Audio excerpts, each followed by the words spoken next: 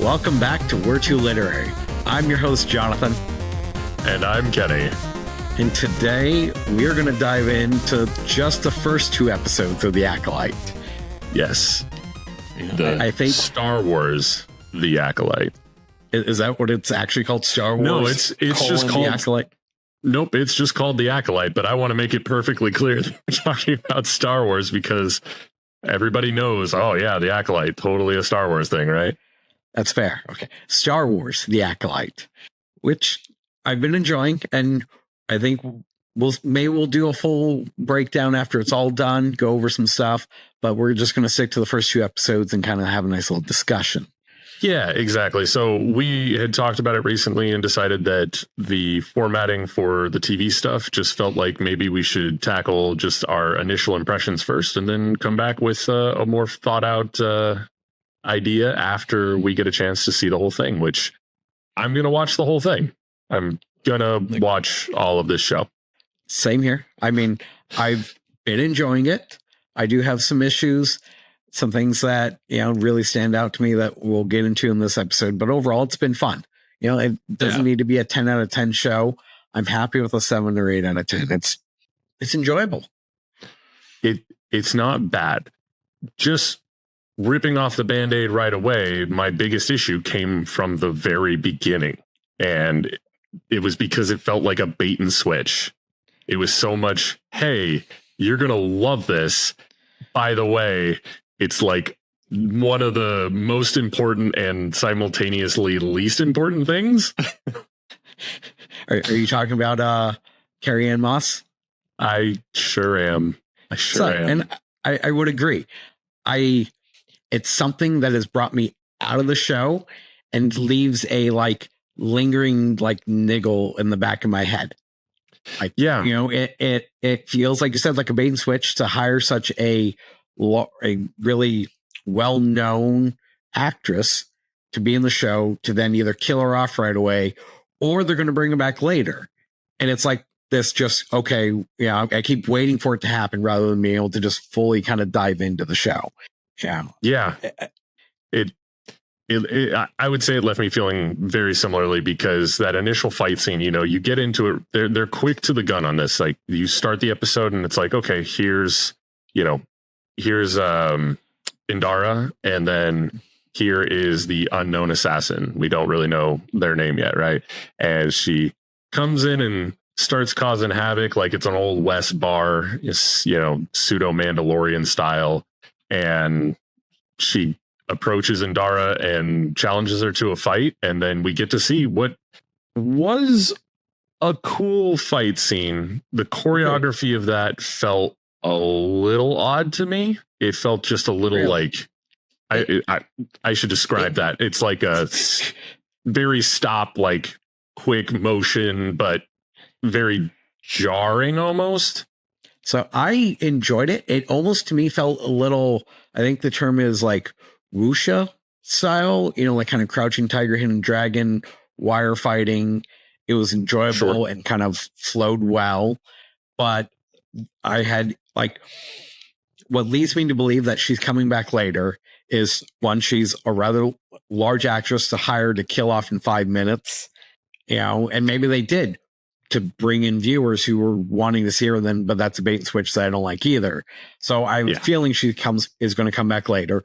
And I do know that there are flashback episodes, so most likely she will be there for sure, but I still feel like she's going to come back later overall in a larger role. And the fact that she dies so easily, she puts up a really good fight, and then, this unknown assassin who turns out to be May throws a knife at a innocent bystander for her to then just reach out force-wise and just kind of grab and pull and hold it in the air. Why not flick it up or flick it, somewhere safe and continue the fight? It feels like she allowed herself to appear distracted to allow May to kill her. And I hope beyond hope that you're right about this, right? It appeared as though she had died. And frankly, I'm not saying that I understand how much of a blade needs to go into your chest before it's a problem, but I felt like those throwing daggers of May's were actually kind of almost short. And so the actual pierce point on her chest, not only was it pretty much like center sternum, I'm just trying to factor in how that worked. It's nitpicky. Okay. It is, but I do feel like those are probably TSA approved knives. Yeah, they make it on a starship, and you'd be able to hop the next galactic cruiser and not have to worry about getting your stuff taken away. Exactly. Would it be the Empire? At this point in time, it's the Republic still. Yeah, you're right. This is just the Republic. This is the High Republic. It's about 100 years before Anakin and all that stuff. Like, I've watched a couple of breakdown videos, and they're not entirely certain of the exact timeline. It's either sometime between 118 BBY and 134 BBY, I believe. And for those of you who don't know, BBY is before the Battle of Yavin. Yes. So that's their timeline marker for that. Correct. Which I think the Battle of Yavin is the destruction of the first Star Wars. At the end of A New Hope. Death Star, not first Star Wars. Destruction of the first Death Star. Destruction of the first Death Star was at the end of episode 4. Yeah, pretty sure the destruction of the first Death Star is 0 BBY, like after that. Okay. Battle of Yavin, also known as the Battle of the Death Star, the Miracle of Yavin, was the major decisive battle of the Galactic Civil War in which the Rebel Alliance was able to destroy the Death Star and was seen as one of the first major victories over the Galactic Empire. So that would have occurred during A New Hope when they destroyed Yeah. So if that's the chronology there, well, now we know. So yeah, it does take place well before everything else has. This is in fact the earliest. Okay, actually, sorry, real quick, I just found it. It does say Battle of Yavin first appeared in the 1977 film Star Wars Episode 4: A New Hope. So there we go. We got to be pedantic on the show. Everything that happens in the timeline after that event is called ABY, after Battle of Yavin. Yep. Yeah. Okay. So yes. So now that we clear that up, place about 100 years before the Battle of Yavin. They're not pinpointing exactly, but it's something like 118, 134 BBY. Yep. And it is in live action media, the earliest we've seen in Star Wars timeline. That's also true. Yeah. Yes. This also opens up doors for them to do things with potentially like Knights of the Old Republic at some point. Yes. Maybe even, honestly, some of the Old Republic material too. If they get good story writers behind it, I could see some really, really good movies or series coming out of this. We've gotten so much Star Wars to begin with, and I know a lot of people are probably feeling a particular way about that. But I would say if they get the right people behind it, like Mandalorian, I really don't have any complaints about that show in particular because they took care with it. They tried their best. Here and there. I mean, the first season, outstanding. The second season, I really enjoyed. The third, I enjoyed it, but it feels like it's spinning its wheels a little bit. Sure. And especially as the book of Boba Fett. I mean, why I enjoy Boba Fett just felt so pointless. It didn't really go anywhere. Felt like a backdoor pilot for season 3 of Mandalorian in some ways, kind of setting some weird things up. And it was an interesting gap to bridge. It was. I am excited about them opening up new time periods because it just kind of allows them to go in new directions. It's a time period we know nothing about. There are a couple books at least, and I think even a couple comics set in this time period before this exact time. Like Bernestra, we see as a main character in an earlier period of her life in the books. There's a series going on about a hyperspace disaster. Kind of sets a whole bunch of things in motion. Interesting. I'm actually unfamiliar with that. Yeah. So it's prime pickings for them to set new stories. So it was super exciting to see them bring it into live action and be like, hey, carte blanche, new slate, let's just roll. And so far it's enjoyable, but yeah, I have issues with the Carrie-Anne Moss thing. I have some of it's a thriller mystery, which has been fun. It's different for Star Wars. It's kind of like watching a Knives Out, just not as well done. And we get to know who did it already, more or less. Well, true, but the thriller is more of like, who's the Sith? Yeah, exactly. I'm like, who's this asshole? Correct. Yeah, just classic Sith. Yeah, so not to linger on the Carrie-Anne Moss thing, I'll just say that felt like a big bait and switch. I'm hoping that they bring her back since I've only seen the first couple of episodes so far. I don't know if I'm sure there's a little bit of flashing back that we're probably going to see because of the sister realization that we kind of get in episode 2, was it? Or did they actually mention that in episode 1 towards the end that they were sisters? Or at the very least mention that she had quote unquote died as a result of the rest of her family getting lost. But every hero has a tragic backstory. Every one of them. It's part of the hero's journey. It's what sets them on their path. It's almost like a rite of passage in order to be that. Yeah. So getting through the Master Indara dying thing, it was unfortunate. The moves were cool. The lightsaber usage was pretty cool. I'm a fan, but she's on the cover. She's on the poster. So like, yeah, here's hoping. Then we get introduced to May, or not May, Osha. Osha. Yes. Yeah. Next we jump to Osha, who's serving aboard a trade ship, which is a cool little nod. Yeah. They were really cool to see. Having that kind of pop back in was a nice little nod to just the history of Star Wars as it is. Because after episode 1, after kind of like the Clone Wars era, which I guess went through episode 3 and then a little bit more, but during that, we don't see these guys anymore after that.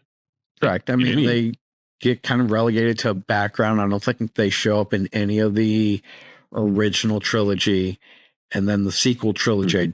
None of them have a main role. Right. So just fun to see him. Correct. And she's kind of a repair. How did they say it? They said it in a funny way. Mechanic or something. I think it was a mechanic, and I was like, that's not. It's spelt the same as mechanic. Come on. I know. It was very, very odd. It was a little goofy. She turns out to be a mechanic and seems to be really talented at it too. But we also learn pretty quickly on that she's got, a history with the Jedi and all that. And that's what leads us to meeting the other main character, Master Soul, which is played by Lee Jung-jae. But he was the main character in Squid Games. Yes, yeah, that's exactly right. And this is actually it's actually first English role. Is it really? He learned English for this role. Damn, he's doing a good job then, because it's pretty apparent when somebody's first learning a language how bad they sound, and he doesn't sound bad. Yeah, he's doing a great job. So that's actually pretty impressive. Wow. That changes my whole perspective a bit. Yeah. That's fun. Yeah, that's really fun. We meet Master Soul. He's really an interesting Jedi. I'm really looking forward to his story arc. I'm curious to see where this is going to go. We're going to get 8 episodes of this in total, I think. It's only supposed to be a limited series, I think. I would bet, but we'll see. I mean, maybe I haven't heard about it being a limited series, but I mean, 8 episodes seems to be kind of the standard for Disney and Star Wars. But my bigger issue is more the inconsistency on runtimes. They seem to just differ by 10 to 15 minutes. They do. They jump between I want to say the lowest running episode I saw was 31 minutes, something like that. I mean, we've only got the first 4 episodes so far, so it might change. They do it with all of them, right? They're pretty inconsistent with most of their shows between the run times for every episode. Agreed. Which, it's not on network television anymore, so I get it. But at the same time, the inconsistency just like it makes it feel like it kind of starts and stops at random times. Right. It's a little jarring. Yeah, 40, 41 minutes, 36 minutes. Yeah. Yeah. They try to keep it as close to 40 as possible, it seems like, but they're doing their best. Sure. Let's try not to overtell the story. Try not to give us, too much extra nonsense that would detach. They're trying to leave us wanting more. So far it's solid, right? It's definitely delving into a different idea around a Star Wars show than we've ever really seen. The mystery, like you said, the thrillerness behind it is very intriguing. Like, of course, getting into it, I was immediately going, oh man, I kind of want to keep going here, but I also want to limit myself for the moment so I can just think about the first couple of episodes and put some of my own perspective together around it.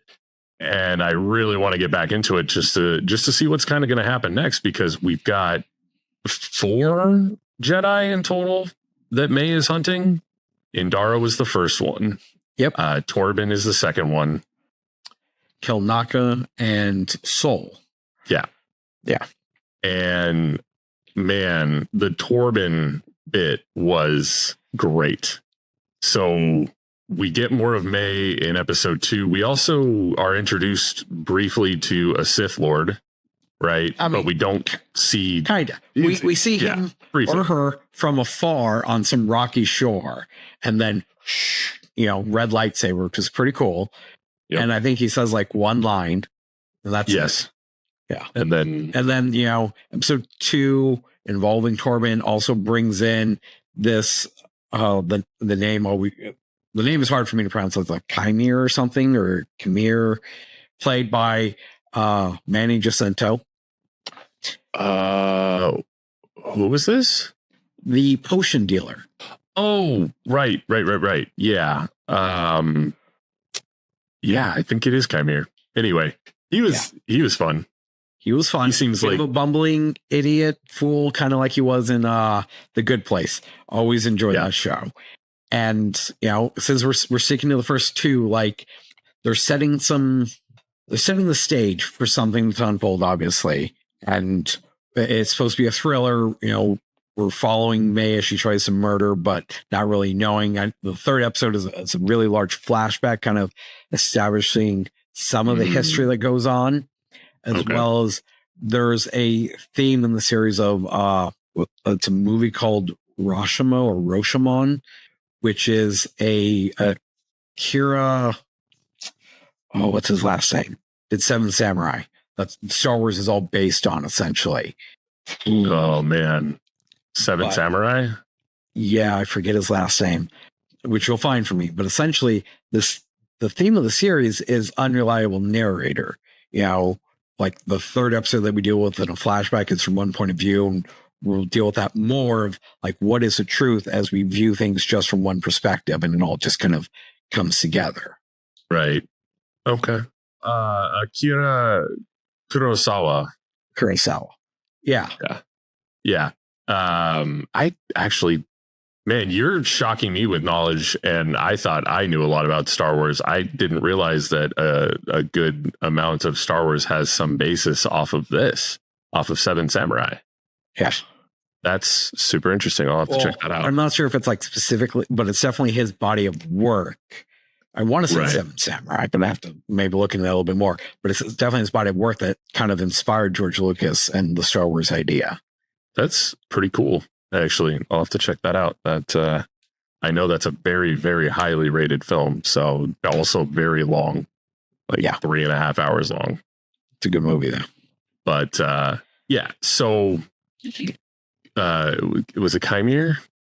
We're going Qimir. It's like Qimir or something. Yeah, that's right. And he was a fun, like you said, kind of a bumbling idiot, and just sort of a fun character so far. Feels a little Q-esque, the smuggler, the one that's gonna do all the gear prep for you, get everything that you need for whatever it is you got to do, and somehow MacGyver something together. Yeah, he's a fun one. I thought when they have Osha try and pull some shenanigans of imitating her sister May, it took him no time at all to realize that it wasn't May. Right. But that's the thing. He noticed quick, and there was like this subtle little kind of shift in his nature before he went back to the bumbling idiot. Yep. He's smarter than he looks. Well, there's that, but it might be a red herring, but it almost feels like he might be, the master, or at least some kind of relation, because he seems to know who it is, or at least has like knowledge of them and works with them. But that would beg the question about, there was moments of talks about like the punishment to come if things didn't go the way that they were supposed to, or at least at the very least anger being drawn for failure to complete the mission. Yeah. So yeah, that's an interesting thought though. I mean, it could just be one of those play the lines for the audience to second guess themselves, but he could be, I don't know. That'd be fun. Yeah. I'm trying to think it through, like the stature of them standing on the rock and how he kind of presents himself in the shop. You might be onto something. If you dig into Star Wars lore more, so to lay some extra groundwork at this period of time, depending on when it is and depending how you want to stretch it, there are potentially 2 Sith in play, other than whoever this master is, unless this master is one of them. There is Darth Tenebris, who in lore is some kind of alien I don't know the name of. It's got like a weird kind of bulbous head and like a face mask as part of it. And then his apprentice is Darth Plagueis, who eventually is master to Sidious. Yeah, that's kind of a big deal. So, oh man, that would lean right into the Old Republic, wouldn't it? Wasn't Darth Plagueis?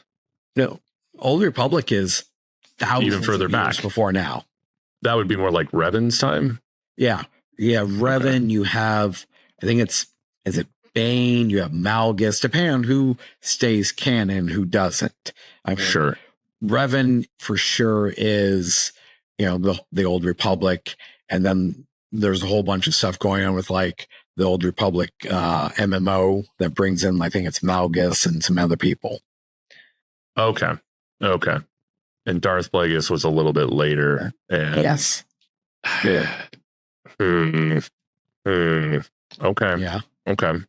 I'd be curious to find out, like, find out what? Yeah, because I know a bit about Plagueis. I couldn't remember exactly the timeline.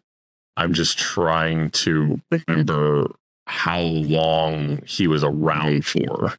And I think so. If this is well, of course it's pre-battle before Yavin, but like how much further back? And I guess it depends on what. I don't remember what Plagueis was in terms of species. They could have been something that lives. Yeah, it's I could be wrong, but I want to say he's supposed to be the same species as the High Inquisitor, which in the Kenobi series is kind of a slightly weird looking human. But if you watch like Rebels and stuff, he's the alien with like the super long head. Yeah, those are I think it's pronounced Moon. Like it's spelled Muun for the species. I don't know the name. I'm pretty sure that's what Plagueis is, as well as his whole thing, which little tropish in my opinion, but a lot of villains in past works all had the same goal of one thing: immortality. They just wanted to figure out how to live forever. And that was Plagueis' deal, which is funny when you think about it. He named himself, or well, if his name wasn't something given to him, if he named himself this, I don't recall that either, but plague wipes things out and you want to be immortal, like pick a better name. You know, it's weird. As a Sith Lord, you take what you can get. Yeah, true. I don't know much about Darth Tenebrois. Is that what you said? Tenebrois, I think. Yeah, I don't know much about them. Correct. And I don't either. I don't like, there's a lot of stuff that's in like expanded, the old EU that is now no longer canon. So right. I don't believe Tenebrois has been brought into the new canon. So maybe he's real, maybe he's not. Maybe what we're seeing now will become, Sidious, or become Plagueis' master, and then Plagueis becomes Sidious. Yeah. I'd be pretty curious to find out who this mystery Sith is, and if it actually happens to be related to one of them. Although for the Darth T, I'm gonna say would have to have a pretty significant backstory written for them, because I don't think there's much there. And then Plagueis, of course, does have a fairly decent backstory, but I think most of which are within books and comics, not necessarily any of the, I don't even think it's really much of the game media. But yeah, that is probably the biggest draw to this mystery so far, is not necessarily that we figured out who, the killer is. Obviously, they gave that to us, May being the assassin and everything. But by proxy, the Sith is also the assassin, right? So, well, and that's really the bigger thriller, is like, who is the Sith Lord we're seeing? How is it going to play in this? Especially when you think about the fact, like, here's where people are, I think, are having issues with like the canon and really whining about it, is in episode 1, I think it is, when Qui-Gon comes to the council to tell them about Maul and, the Sith. It's Kai Aldi Mundi, I think it is, who's like, oh, the Sith haven't been seen in over 1,000 years. Well, he's alive at this time. So, it's a question of like, okay, or they're not going to name him Sith, or how else are they going to explain that, the council doesn't know about these people at this time? Like, what's going to happen? How is it going to kind of play out? And I will reserve judgment on that till the series is over to see how they kind of tie it up. I will say every Star Wars is kind of a product of its time. I mean, if you look at the original trilogy and then look at the prequel trilogy, like, they're relatively the same in terms of campiness and dialogue and stuff. That doesn't really show that there was a lot of forethought put into it to begin with. They're kind of just winging it and making it up as they go, trying to make it all work together. But it's all entertaining. Oh yeah. Like, as much as people hated Jar Jar Binks, he is arguably one of the most fun characters in the show, because he's just absolutely absurd. Kind of gives me some low-key Abbott and Costello vibes and such, of just constant misfortune leading to dumb luck. Right? It's ridiculous. I lean more into Star Trek and lost, a lot of the canon that I had been learning from Star Wars, and just kind of fell off as far as following their timeline as closely. Like, I would certainly say that I followed, Star Trek's timeline way more closely than I have Star Wars. So their timeline at the moment seems a little all over the place. I'm hoping that they kind of square it out, because if there were supposed to be Sith during this time, and yet it was 1,000 years that they suggested during Phantom Menace, that's a big disparity. I mean, come on. Correct. And that's where people have issues. And that's why I'm like, well, let's see how it plays out. I mean, maybe obviously they're not going to call it Sith, or it's not going to come to the council's not going to learn about it. Right. Kind of deal. But I'm willing to reserve judgment until it's over, because the whole premise of the series is about the dark side. It's supposed to be about the Sith, I thought. We're following May and her quest to murder a bunch of Jedi for what she perceives they did to her as a child. Right. Yeah, I'm willing to reserve judgment as well. I want this to be a good series right now. Okay, when I went to start watching it, it was sitting most episodes around high 2 point somethings to the low threes. It actually has increased quite a bit since I last looked a couple of weeks ago. We got 2 more episodes since then. Yeah. And it's sitting closer to like the 4 point range now, which is certainly better. And hopefully it'll continue to improve from there. But as it stood, when I first saw those ratings, I was like, what the hell happened here? Because I thought this was supposed to be something new, unique, and likely to be a banger. But then it kind of didn't get the scores I expected. So now I'm looking at it going, hey, figure it out. I'm hopeful. I do think that there's a lot of potential here. Things that I'd change so far is I'd certainly want to figure out a way to, we don't know if Indara is going to come back, but I still don't think I would have just had it be within the first 5 minutes. Like, give it a little bit more chase, give it a little bit more flair, fun, wanting to prolong something. So one more thing I'll say about the episode before getting too deep is in episode 2, the fight that May had with Master Soul was one of the coolest fights I've seen in Star Wars in a long time. Every move he made was so dope. He was just dancing around her and like appearing and disappearing, and it felt awesome. I was super into that fight. I'll also say that like Torben having the whole force wall in front of him before he actually, finally relented, talked to May and poisoned himself. Took his own life. Yeah, rough. But that said, that wall was dope. I was like, how is she going to figure this out? What is she going to do? And of course, it had to be psychological to get through. But when she figured it out and did it, it was like, all right, that's how you do it. But imagine just being in a meditative state where nobody can touch you. There was nothing that was going to happen there. And that was one of the coolest uses of the Force I've ever seen. Then Master Soul's technique, his skill, it's just insane. And I'm so looking forward to more choreography from him because it was so cool. It was incredibly well done. And like, that's what gives me hope for the show. Like, the choreography is awesome. The story is kind of interesting. Dialogue is a bit stilted at times, but overall it's about what I expect from Star Wars. It's never been top of the line like dialogue. Now you look at Andor, it's an entirely different story. Like, that is masterfully done. But otherwise, I don't know, Star Wars has a particular way they have lines and deliver it, and just, like, the internet's favorite, Somehow He Survived, about Palpatine, delivered by Isaac. Oh, damn it. What's his last name? Newton. No.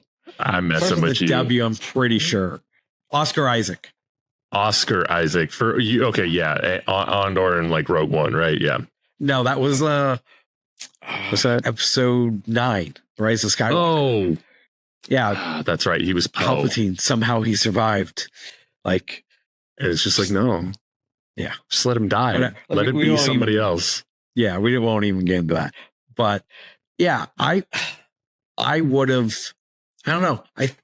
I would have redone the first episode, and maybe end with May killing Indara if that's really where we need to go. Yes. And make it, I guess you can't, do you go the route of making it really seem like May overcomes Indara, or maybe you just make it a little bit more subtle? Like, it doesn't, like, if Indara is not dead, but is supposed to be dead kind of deal, and it's a trick, it felt so poorly done. Yeah. Yeah. I actually wholeheartedly agree with the idea that if we wanted to lean this into being more of a thriller mystery, would almost seem like make May a little tougher, a little stronger than she is right now, and make it so that Indara is on the run, and give us an actual moment of like, whoa. And I mean, WOE, like, get to the end of the episode for May to finally overpower Indara, give it an actual like death that almost makes sense, instead of a tiny little knife sticking out of her sternum. I'm still going to say that it probably didn't even get her heart, but do something like that to give us more of that pull. And that's, I think in a similar fashion, I would want to write it in that way as well, where it would be a story that leads up to kind of giving us this introduction to the assassin, make it mysterious, make it feel more sneaky and Sith like. She's an apprentice, isn't she? Yeah. So, or is she an acolyte? Yeah. But what's I the agree. difference? I think it would have been fun because they kind of do this where they show May and then they show Osha waking up. They do it a couple times, I believe, in like the first 2 episodes. It would have been fun, or at least I would have liked to have done it in a way where, we end the episode with May killing Indara, or at least appearing to kill Indara, but have it be a little bit of a prolonged chase through the episode, and we do cuts and intersplice Osha into the episode and like a back and forth, and maybe stretch out the timeline a little bit to make it kind of like a there's probably a term for this, but like where you don't know what the timeline is as you go back and forth. Right. It's like, is the Osha stuff happening like consecutively to what's going on, or is it concurrent? Is it, what's going on? And then the end of the episode is where it kind of comes clear. Yeah. And it stitches itself back together, making it so that you're like, oh, I get it. Yeah. And those are good feelings when you're watching something, to have that moment of just like, and this was really just about the chase. It was more fun. Osha. I mean, like they initially accuse Osha because it's her twin sisters, so they look alike, and her whole thing. Although we did get a new droid too. We did get a new droid. There's always a new droid in these series. Always a new droid. And I actually already forgot its name because it's a designation and I couldn't be bothered to memorize it. Pip something? Pip. I don't know. Yeah, we're real bad. I mean, it's a cute droid. I'm sure it will probably sell for merchandise. Oh, sure. And as a little handheld, like actual electronic device of some kind. Right. It's pretty sweet. I mean, it's got a lot of different features. It's very handy for, this mechanic. Yeah. I will say so far, and like we were mentioning at the beginning of all of this, is that our formatting for TV going forward, it may change, but for the moment we were thinking it would be fun to do a couple episodes in, watch the rest of the series, and then discuss it as a whole in another episode later. And that's what we're going to do here with the Acolyte. First 2 episodes in, we're going to finish out the series, and then we'll come back with our thoughts and what we would change, what we would do differently about the series when we come to the end of it. The last thing I would like to say about it is I think that the ratings so far are wildly unfair, and that frankly, and I'm sorry in advance for anybody who's offended by this, but Star Wars fans are mean. I would agree. They're mean. I don't get it. I mean, it's about a bunch of space wizards, and people. The thing that bothers me is when especially when you want to complain about canon, when you haven't seen the whole picture. You've seen like this tiny little corner of the picture, and you're like, oh, it doesn't match up.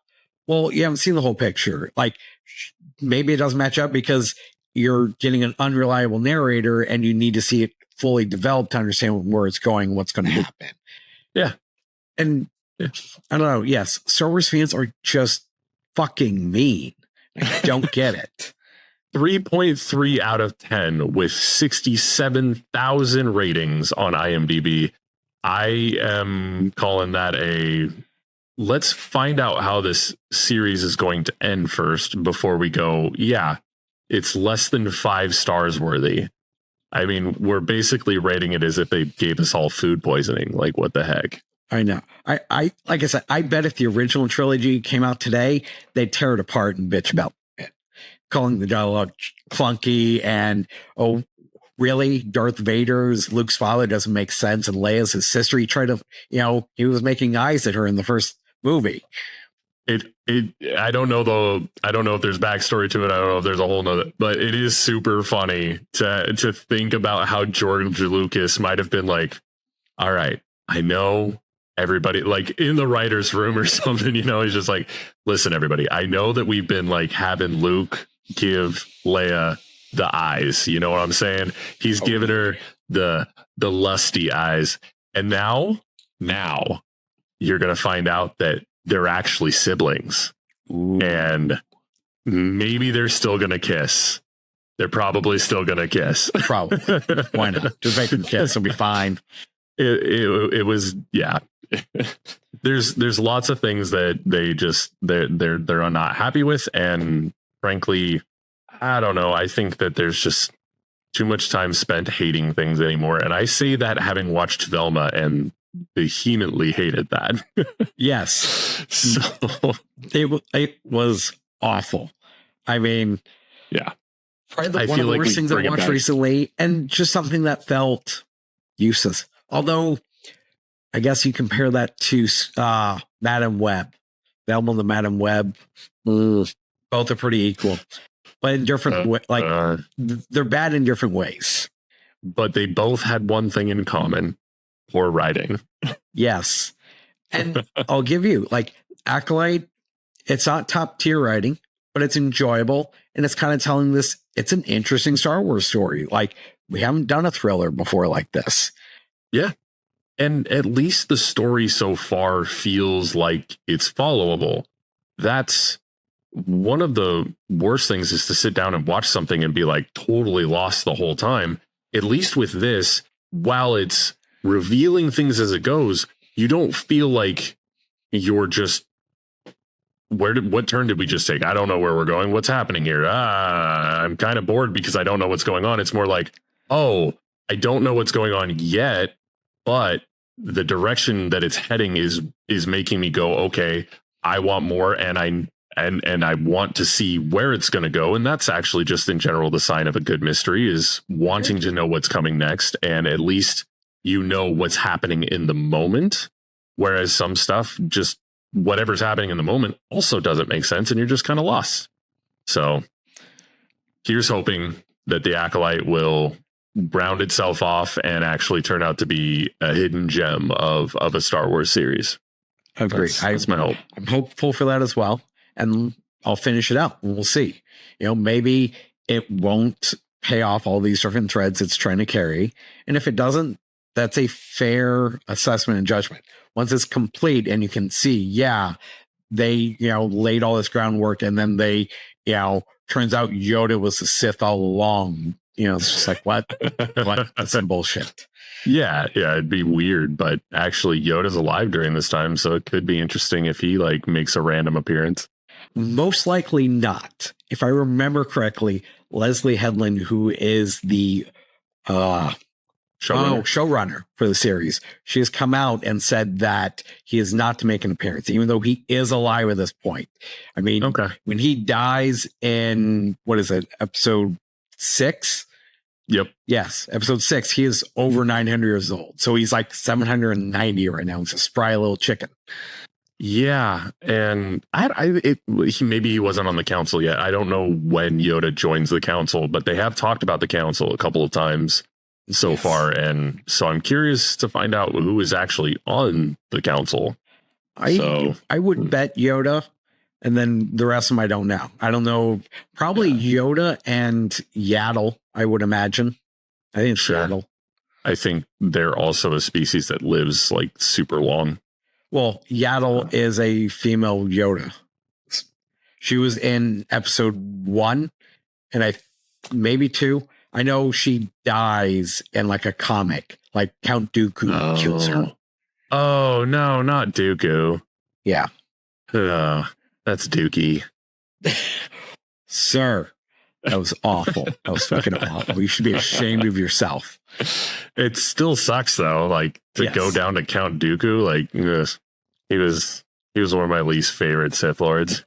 That's fair. But if Christopher Lee tried to kill me, it'd be okay. Yeah. There's worse people. No complaint against him as an actor. I think I actually am pretty biased because he was the first one to have like weird handled lightsabers. Yeah, they were pretty sweet. They were like they had like a curve, and then like a 90 or not, like a 45-degree curve to it. Yeah, I was just like, how do you fight with this, man? This seems dumb. You're dumb. I don't like you. It's pretty awesome. No, yeah, so we'll see where the Acolyte goes. I'm still looking forward to what's to come. I just hope that things improve from here as far as the ratings are concerned, because I just feel like it's an unfair amount of hate coming at this show so far. So let's see where it goes. I mean, we got 2 more episodes, and I think that the final episode releases middle of July. So we should be getting back to y'all with a follow-up on that one shortly thereafter. So a little over a month from now. Yeah. Somewhere in there. Y'all should look forward to it. We'll dive into it and lay out the groundwork for what we would have done differently. Absolutely. By continuing on from this idea that we're rewriting episode 1. And if Indara proves to be important to the story and that's the direction we would go, I'd still have her die at the end of the episode if we're going to go that route. Just to give her more to do. Like, to kill her off in the first 5 minutes was just such bullshit. Yep. I'm fully with you on that. I'm very curious to see where it's going to go, especially with how May took out Torben.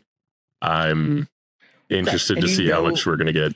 The way she takes out Torben, like the fact that Torben kills himself, some shit must have gone down. Yeah. Like, he's just like, yep, I was a bad person, and just, drink some poison. Yep.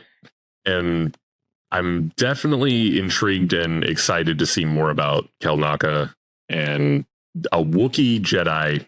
Just it threw me for a loop, but I'm here for it. I'm ready for that. That seems fun. I don't know if it's the same Jedi, but the books that kind of kicked off the High Republic story that's going on features a Wookiee Jedi. I just don't know if it's the same Wookiee Jedi. Okay. Yeah, I haven't. I knew that the Wookiees actually did have some Force users among them, but I wasn't sure that it really been like shown in a format like this before. I think it has all been comics or books. Yes. And yes, this is the first like live action Wookiee Jedi we've seen. Yeah, which is awesome. Yes. It's awesome. But yeah, so as we wrap up here, I just wanted to also let you guys know too that we have moved our podcast to its own channel on YouTube. It is the Weird to Literary channel. Yep. And so you'll see the posts go there now. If any of you have been following us on YouTube, just know that under my YouTube channel, Ken Y, it is now being moved over to Weird to Literary on its own. The episodes will stop on my channel. So just to keep the confusion out of the way. Then otherwise, everything else is the same as it always is. Spotify, Apple Podcasts, well, not Google Podcasts because obvious reasons. It doesn't exist anymore. Yep. Okay. And pretty much every other major podcast resource out there. So be sure to hit that follow, hit that subscribe, whichever button it is. Download. I don't know these days. They're all of them. They all seem to have their own versions. There's a button somewhere that will let you know when we're, going to come to your ears and deliver our sweet, sweet voices. Indeed. And if you want to throw us some feedback, well, I normally plug the feedback@wordtoliterary.com email address, which I kind of just did, but it's probably easier to just do that over on YouTube now, to be quite honest. So if you want to drop us a comment, let us know what you think so far of the Acolyte. We'd love to hear just what your thoughts are too, because the opinions that I've gotten personally have been all over the damn place. And I'm kind of loving it. I'm kind of loving just getting all that interesting feedback on how people think the Acolyte is going. So agreed. If you want to leave us some hate, bring it. We can take it. Thick skin. I'm gonna leave it to him to take it. Yeah. Star Wars fans are mean. Star Wars fans are mean. I won't disagree with you there. Well, on that note, do you have anything else to add about this these first couple episodes? I do not. I mean, like I said, first episode is where I mostly changed. Second episode, I kind of leave as is. I thought it was, well done, kind of developed the rest of the mystery. I like Yeah, it leaned into those new characters, gave us a little bit of insight into what's kind of to come now that May and Osha have met in person and they realize that the other is alive and all of that. But yeah, it's gonna definitely lead to some interesting discoveries as we continue. So, well, with that being said, thank you all so much for joining us on this episode of We're Too Literary. I've been your host, Kenny. And I'm Jonathan. And we'll see you guys next time. Bye now. And that's a wrap on another episode of We're Too Literary. We hope you enjoyed our takes, maybe learned something new, had a good laugh, or simply enjoyed the conversation. Definitely. And if you're looking for more content like this, we encourage you to subscribe on your favorite podcast app. To us. Subscribe to us. Please. Whether you're a longtime listener or just discovered us today, your support means the world. We also love hearing your feedback, so please leave us a review on Apple Podcasts or Spotify, or you can send us an email at feedback@we're2literary.com. It helps us know what you enjoyed, and you can also let us know if there's anything you'd like us to watch and analyze, but it also lets others find our show. Thanks again for joining us. Until next time, stay literary. We're Too Literary is brought to you by Save Point Productions.